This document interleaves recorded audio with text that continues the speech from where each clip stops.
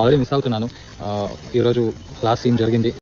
ఇప్పుడే serial last day shooting కూడా complete అయింది. సీరియల్ని అలానే సీరియల్ టీంని చాలా మిస్ అవుతా అంటూ ధీరజ్ తన ఇన్స్టాగ్రామ్ వేదికగా పెట్టిన ఎమోషనల్ స్టోరీ ప్రస్తుతం నెట్టింట్లో వైరల్గా మారింది.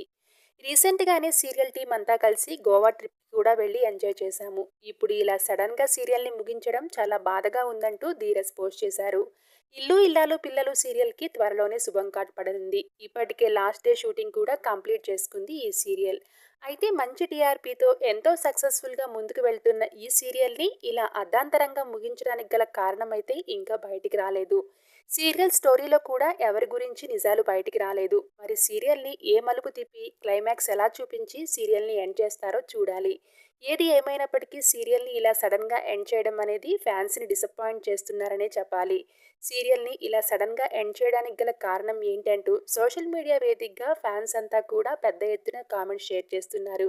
కొంతమందిని కొంతమంది నెటిజన్లు అయితే ఇల్లు ఇల్లాలు పిల్లలు సీరియల్ కంటే ఇంటింటి రామాయణం, పాపే మా జీవన జ్యోతి సీరియల్ స్టోరీ చాలా లాగింగ్గా ఉంది.